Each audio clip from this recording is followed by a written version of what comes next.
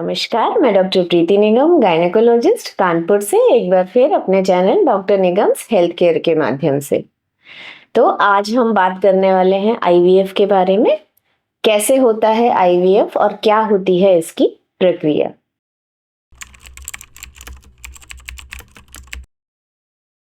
तो जैसे कि मैंने आपको अपने पिछले वीडियोस में कई बार बताया है कि हर महीने जो अंडेदानी होती है वो एक अंडा बनाती है, जो कि ओव्यूलेशन के समय रप्चर होता है। ये अंडा रप्चर होके ट्यूब में आता है और उस समय अगर मेल पार्टनर का स्पर्म फीमेल की बॉडी में होता है तो ट्यूब में फर्टिलाइजेशन होता है और उसके बाद जो एम्ब्रियो होता है वो यूट्रस में आता है और इम्प्लांट होता है और 14 डेज के बाद आपको पता चलता है कि आप प्रेग्नेंट हैं।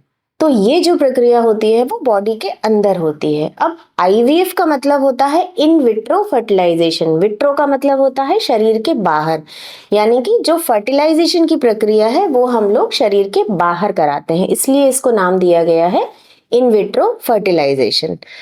तो हम क्या करते हैं इस प्रक्रिया में? इस प्रक्रिया में हम जो है आपकी जो अंडेदानी है यानी कि ओवरीज हैं उनको ज्यादा अंडे बनाने के लिए स्टिमुलेट करते हैं। इसके लिए हम जो है पीरियड के सेकेंड डे से या कभी कभी उसके भी पहले से इंजेक्शंस लगाते हैं। आपको रोज इंजेक्शंस लगते हैं और उसके बाद मॉनिटरिंग होती है कि अंडेदानी जो है कितने अंडे बना रही है। तो यूजुअली एक साइकिल में जो टारगेट होता है वो हम लोग का वो 7 से 10 एग्स का होता है, कभी कभी ज्यादा एग्स भी इसमें बन जाते हैं। जब हमें लगता है कि सफिशिएंट एग्स बन गए हैं और उनका साइज जो है वो 18 mm के आसपास हो जाता है, तब एक प्रक्रिया होती है जिसे हम बोलते हैं एग रिट्रीवल या ओवम पिकअप। ये वाली जो प्रक्रिया होती है उसके लिए आपको एडमिट किया जाता है और ये प्रक्रिया जो है वो बेहोशी में होती है। इसमें जो मैच्योर एग्स होते हैं वो आपको बेहोश करने के बाद एक एपरेटस से, सक्शन एपरेटस होता है, उससे नीचे के रास्ते से यानी कि वेजाइनली अल्ट्रासाउंड की गाइडेंस में, अल्ट्रासाउंड की सहायता से देखते हुए निकाल लिए जाते हैं। इन एग्स को तुरंत निकाल के एम्ब्रियोलॉजिस्ट को दे दिया जाता है। अब एम्ब्रियोलॉजिस्ट क्या करता है, वो इन एग्स को देखता है, टिश्यू को सेपरेट करता है और इन एग्स को एक डिश में रखता है, एक पेट्री डिश में, एक मीडियम में रखता है।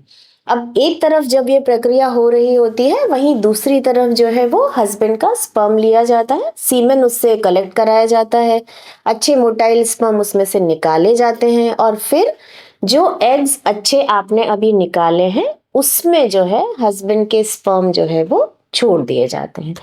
तो हर एग जो उस पेट्री डिश में होता है उसके लिए 10 से लेके 15 या 20,000 तक स्पर्म एक एग के अनुपात में छोड़े जाते हैं। तो अब आपने क्या किया, उस डिश में आपने एग भी छोड़ दिया है और स्पर्म भी छोड़ दिए हैं जो अच्छे मोटाइल हैं। अब इस डिश को हम रख देते हैं इंक्यूबेटर में और 48 आवर्स के लिए वेट करते हैं। तो फर्टिलाइजेशन यानी जो एग और स्पर्म मिलता है वो मिलता है इस डिश में और शरीर के बाहर। तो ये प्रक्रिया क्योंकि शरीर के बाहर हो रही है तो इसलिए अब हम इसको बोलते हैं इन विट्रो फर्टिलाइजेशन। 48 आवर्स के बाद हम ये डिश को निकालते हैं। इसमें हम जो है फर्टिलाइजेशन चेक करते हैं कि हुआ है या नहीं हुआ है या कितने एम्ब्रियोज बने हैं, एम्ब्रियोज की क्वालिटी चेक करते हैं और फिर उन एम्ब्रियोज को जो है ज़्यादातर आजकल फ्रीज करके रख दिया जाता है। जितने भी एम्ब्रियो आपके फ्रीज करे हैं या जितने भी निकाले गए हैं उस सब का एक लेजर मेंटेन किया जाता है कि आपके कितने एम्ब्रियोज बने हैं, कितने किस क्वालिटी के हैं, कितने किस क्वालिटी के हैं और इस तरीके से करके आपका एक रिकॉर्ड आईवीएफ सेंटर में मेंटेन रहता है। अब इसके बाद जो प्रक्रिया शुरू होती है वो होती है बच्चेदानी की परत बनाने की। पहले क्या होता था यूजुअली कि हम लोग जो है जब साइकिल में ये इंजेक्शंस लगाते थे उसी के साथ साथ बच्चेदानी की परत भी प्रिपेयर करते चलते थे और देखते थे कि बच्चेदानी की परत अच्छे से प्रिपेयर हो गई है। तो यूजुअली आप ये जब निकालते हो 48 आवर्स के बाद देखते हो कि एम्ब्रियोज बन गए हैं और अगर परत भी अच्छी बनी है तो फिर ये एम्ब्रियोज जो है 48 आवर्स के बाद या अगर आप जो है और लंबा रख रहे हैं तो 5 डेज के बाद ट्रांसफर कर दिए जाते हैं। यानी कि जिस साइकिल में आपके एग्स निकाले गए हैं उसी साइकिल में एम्ब्रियो को यूट्रस में ट्रांसफर कर दिया जाता है। तब इस ट्रांसफर को हम लोग बोलते हैं फ्रेश ट्रांसफर। लेकिन आजकल क्या हो गया है कि आजकल ज़्यादातर जो केसेस हैं उनमें ये एम्ब्रियोज जो है वो फ्रीज कर दिए जाते हैं। एक साइकिल में हम एम्ब्रियोज बनाते हैं, एम्ब्रियोज बना के फ्रीज कर देते हैं और उसको लिक्विड नाइट्रोजन में रख देते हैं। और सेकंड साइकिल में हम सिर्फ बच्चेदानी की परत प्रिपेयर करते हैं। आपके एम्ब्रियोज जो है वो अच्छे से फ्रीज रखे रहते हैं और नेक्स्ट साइकिल में सिर्फ आपकी परत बनाने पर ही ध्यान दिया जाता है।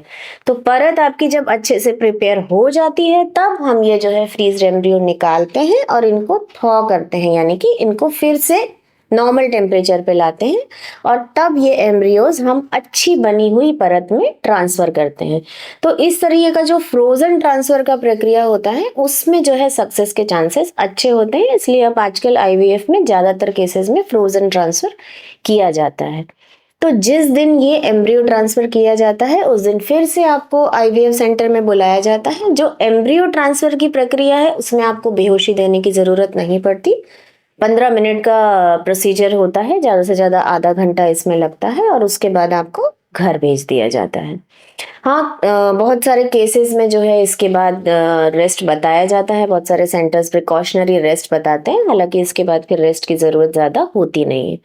इसके बाद जो है आपको इंजेक्शंस और मेडिसिन प्रिस्क्राइब किए जाते हैं ताकि जो एम्ब्रियो आपका ट्रांसफ़र किया गया है यूट्रस में, बच्चेदानी की परत उसको अच्छे से टेक अप कर ले। आपको सपोर्ट दिया जाता है साथ में। और फिर 14 डेज के बाद जो है हम लोग आपका एक बीटा एचसीजी टेस्ट कराते हैं जिससे पता चलता है कि क्या आप उस साइकिल में प्रेग्नेंट हुए हो या नहीं हुए हो। तो ये सारी प्रक्रिया एग्स का बनाना, एग का रिट्रीवल और एम्ब्रियो ट्रांसफर, ये सारा एक मिला के जो है वो आईवीएफ की प्रोसेस होती है। तो पहले ये प्रोसेस एक साथ होती थी, पहले आप एग्स बनाते थे और उसी साइकिल में एम्ब्रियो ट्रांसफर करते थे, और अब ये जो होती है वो 2 पार्ट में होती है। तो अब इस प्रक्रिया में यूजुअली एक बार अगर आप साइकिल कराते हो तो 2 मंथ्स का टाइम लगता है। तो ये है पूरी प्रक्रिया आईवीएफ की या इन विट्रो फर्टिलाइजेशन की। तो आशा है आपको समझ में आया होगा कि आईवीएफ की प्रक्रिया जो है किस तरीके से की जाती है। तो इसके बारे में अगर आपके कोई भी सवाल है तो आप हमें कमेंट बॉक्स में लिख के पूछ सकते हैं। Thank you so much.